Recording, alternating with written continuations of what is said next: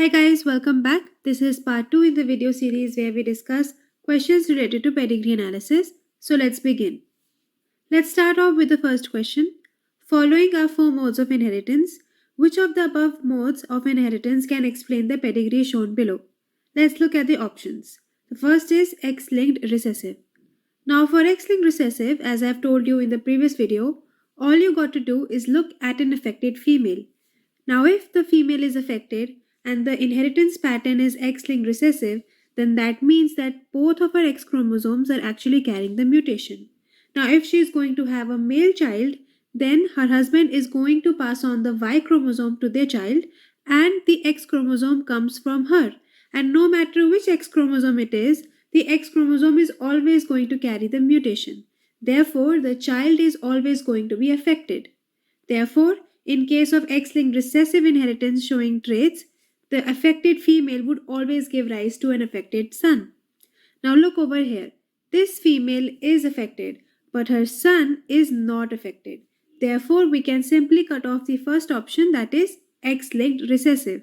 This trait cannot be X-linked recessive. The second option is X-linked dominant. For that, all you got to do is look at an affected father. If the trait in question is showing X-linked dominant inheritance, then an affected father or an affected male would have the mutation on his X chromosome and he is going to pass on this X chromosome to his daughter. Alright? And no matter what X chromosome is inherited from the female, that is, no matter what X chromosome is inherited from the mother, this female child is always going to be affected because she has one X chromosome bearing the mutation. That means an affected father would always give rise to an affected daughter if the trait in question is showing X-linked dominant pattern of inheritance. Now here, look at this particular father. This father is affected, but one of his daughters, that is this daughter, is not affected. This means that the trait in question is not showing X-linked dominant pattern of inheritance. Let's look at the third option, which is autosomal recessive. Let's assume that the trait is actually autosomal recessive and start off by writing what would be the genotypes of all the individuals in the pedigree chart if the trait is autosomal recessive. Now we know that all the affected individuals are going to be homozygous recessive individuals simply because only in this particular situation they will be expressing the trait. What about the rest of the individuals? Look at this female. As you can see, she is giving rise to both affected and non-affected children.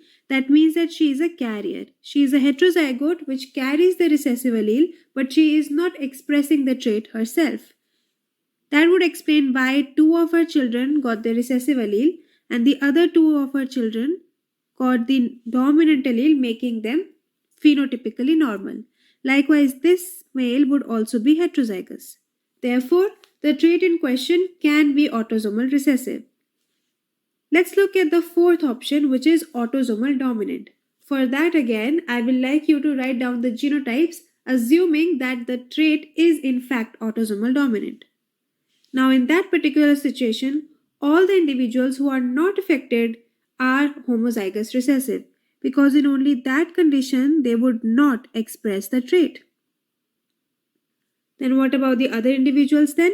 This particular father is heterozygote because that only would explain why 2 of his children are homozygous recessive.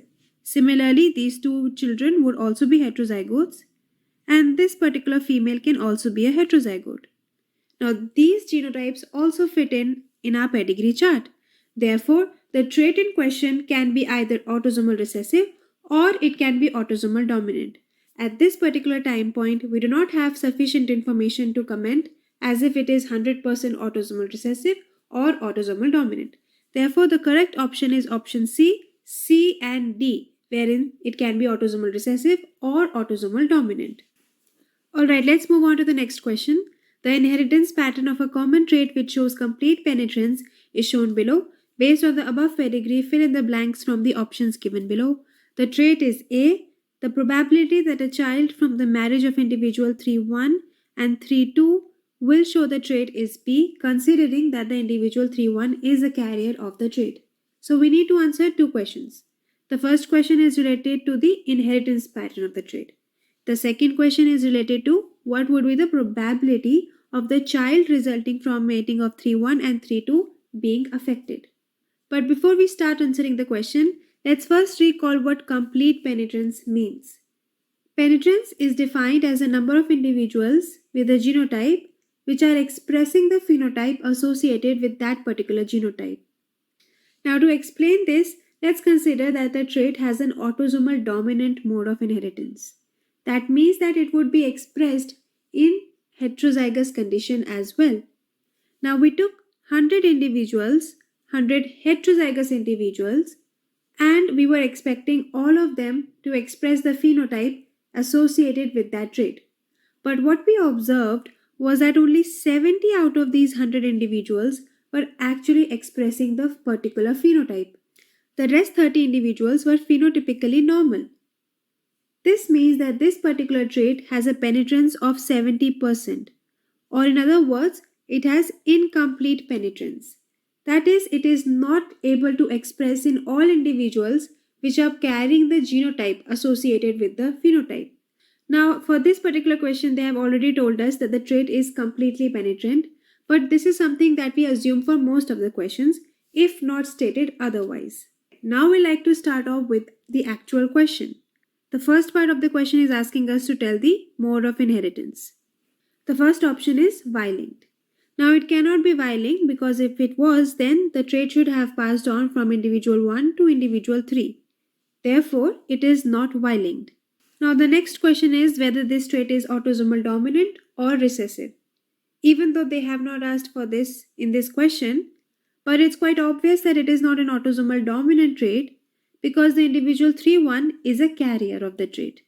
Recall that carriers are heterozygous individuals who are not expressing the trait themselves, but they can pass the condition to their progeny. And carriers can only exist in autosomal recessive traits. Therefore, this is autosomal recessive mode of inheritance showing trait.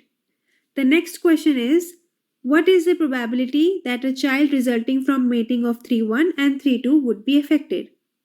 For that, you will require the laws of probability. Recall that there are two laws of probability that we generally use in genetics. The first rule is the AND rule, which is also known as the product rule, wherein we are looking at the probability of two independent events occurring together. So if you have two events, event A and event B, and you want to look at the probability of them occurring together such that they are independent of each other, then to find out the probability of both of them occurring together, you need to multiply their individual probabilities. The other rule is the OR rule or the sum rule, wherein you take two mutually exclusive events and you are trying to see the probability of them happening. So if you have event A and B such that they are mutually exclusive, this means that if event A occurs, then event B cannot occur, and similarly if event B occurs, then event A cannot occur. If you want to look at the probability of either event A or event B occurring, then you are going to add the individual probabilities of event A and event B. Now for this particular question, let's say this is the individual. Since this is an autosomal recessive mode of inheritance showing trait, therefore the child resulting from the mating of 3-1 and 3-2 is going to be homozygous recessive. Now it is already given to us that 3-1 is a carrier. That means that he is a heterozygous individual. But what about 3-2? What is her genotype? For that we would have to look at her parents' genotype. Notice how the parents are themselves normal, but their child is actually expressing the trait. That is, their child is homozygous recessive. This means that the parents are actually heterozygotes. If they are heterozygotes, then only they can have actually a homozygous recessive individual. Then what about this female? Well, she is not phenotypically expressing the trait, so she is not homozygous recessive for sure. But what is her genotype? Let's look at the possibilities. For looking at the possibilities, let's write down the genotypes of her parents: heterozygote and heterozygote. Now, it could have occurred that she got the dominant allele from the father and a recessive allele from the mother, making her a heterozygote. It could also have occurred that she got the recessive allele from the father and the dominant allele from the mother, making her heterozygote again. And the third condition could be that she could have got both dominant alleles from the parents, making her a homozygous dominant individual. In all of these three conditions, she would be phenotypically normal. Now, can she be homozygous recessive? The simple answer is no, because if she was, then she should have expressed the trait.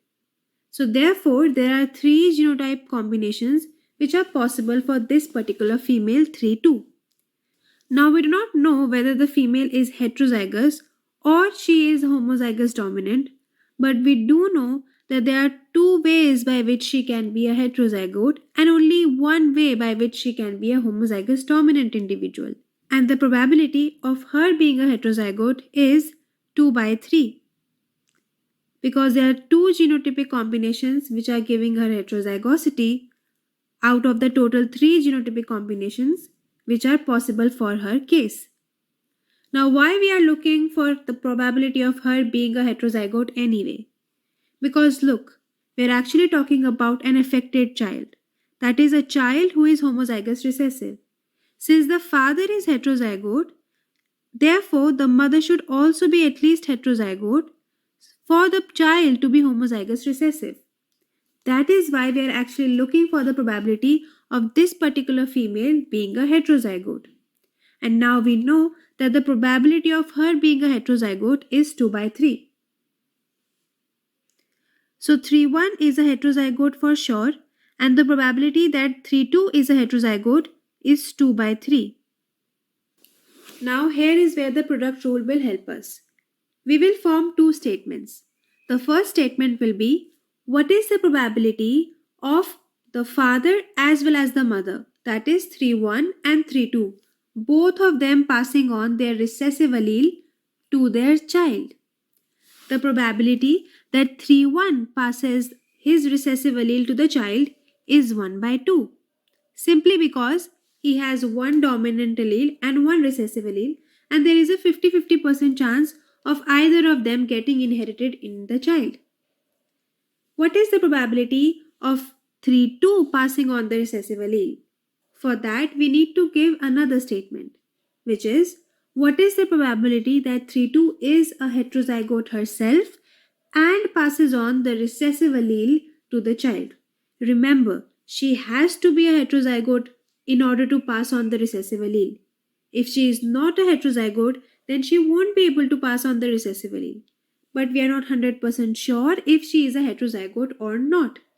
Therefore, we are going to say what is the probability of the 3-2 of being a heterozygote as well as passing that recessive allele to the child.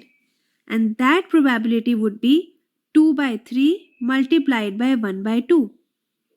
Where did this 2/3 come from? 2/3 is the probability of her being a heterozygote, and 1/2 is the probability of her passing on the recessive allele if she is a heterozygote. Therefore, the probability of 3-2 passing on a recessive allele to her child is going to be 1/3. You see, it's actually less than 3-1s. 3-1 has a 50% chance, but 3-2 only has a 33% chance.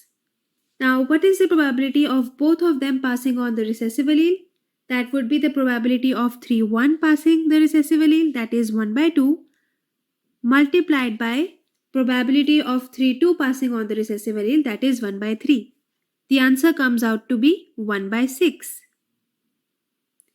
Therefore, the correct option is option D, that is the trait in question is autosomal, more specifically autosomal recessive, and the probability of the child being affected is 1/6. Let's move on to the next question. In the following pedigree, individuals with shaded circle or shaded square show presence of a recessive autosomal trait. The calculated risk of occurrence of this trait for 3-1 is. Now, this is a question similar to the previous question. We have to tell the probability that 3-1 is actually affected. Now, since the trait is of autosomal recessive type, therefore all the individuals who are affected are going to be homozygous recessive. So I'll quickly write down their genotypes. Then what about this particular man? What is his genotype? Now see that these two parents are phenotypically normal, but they are having an affected child. Therefore, both of them are heterozygotes. Now again, we are led into a situation just like the previous question. Now this particular man 2-3 can either be heterozygous or he can be homozygous dominant individual because both of his parents are carriers. His wife, that is female 2-4, is a homozygous recessive individual, but we cannot comment on the state of 2-3. The probability that 2-3 is a carrier is 2/3. Now again, why we are looking at the probability of him being a carrier? Because if he is a carrier, then only he can lead to an affected child. So the probability of him being a carrier is 2/3, and the probability of him passing the recessive allele again is 1/2. So we multiplied the two together to get 1/3, just like the previous question. Now the only thing that is different in this question is the probability of 2-4 passing on the recessive allele. Since she is homozygous recessive, therefore there is a 100% probability of her passing on the recessive allele. Therefore, it all sums down to this particular individual, that is 2-3. We are only going to look at his probability of being a carrier and passing on the recessive allele, which is 1/3. Therefore, the calculated risk of occurrence of this trait is D, that is 1/3. Let's look at the next question.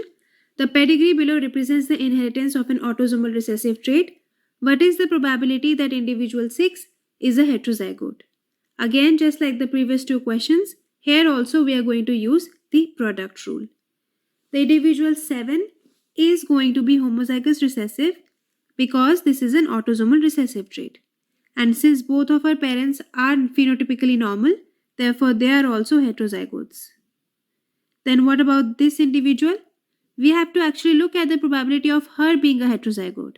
And obviously she is phenotypically normal. As we have seen in the previous question, the probability of her being a heterozygote is 2/3. Therefore, the option C is correct. Let's look at the last question for this video. The inheritance of a given disorder is recorded in 3 small families shown below. Based on the above limited information, which one of the following inheritance pattern best explains the observations? The first option is X-linked recessive. Now again, for X-linked recessive, you got to look at an affected female. The affected female is always going to have an affected son. As you can see in family 3, the female is not passing on the trait to her son. Therefore, it is not X-linked recessive. The second option is X-linked dominant. For that, look at the pedigree for family 1. Here you can see that the son is affected, but the mother is not. Now the son is inheriting the X chromosome from the mother. If the X chromosome of the son is carrying the mutation, therefore at least one of the X chromosomes of the mother should also have carried the mutation. And since the trait is X-linked dominant, therefore the mother should also have shown the trait. Since this is not the case here, therefore it cannot be X-linked dominant as well. The third option is autosomal recessive. For that, let's write down the genotypes of the individuals. In this particular situation, all of the affected individuals are going to be homozygous recessive. So this individual as well as all the other individuals. For this individual to be homozygous recessive, the parents have to be carriers and the daughter can either be a heterozygote or a homozygous dominant individual. Likewise, this father has to be a carrier and this daughter has to be a carrier. And then this man can either be a homozygous dominant or he could be a heterozygous individual, such that both children ended up getting the dominant allele, therefore making them phenotypically normal. So yes, the autosomal recessive condition actually does fit in the pedigree and therefore it is the correct option. But what about the fourth option, that is autosomal dominant? Why can't it be autosomal dominant? For that, I want you to look at family number 1. You'll see how the child is affected when neither of his parents are affected. Now think about this. If the trait in question is autosomal dominant, then that would mean that this particular child has to be at least a heterozygote. And now if these two parents are not affected, then that means that both of them are homozygous recessive. Now how can two homozygous recessive parents give rise to a heterozygote individual? In cases of autosomal dominant traits, the trait does not skip generation, and two unaffected parents can never give rise to an affected child. Therefore, it is not autosomal dominant. And thus, the correct answer is indeed option number C, that is autosomal recessive. That is it for this particular video. The links for all the other videos in this particular video series would be available in the description box. I hope you liked this video. Thank you for watching. Bye bye.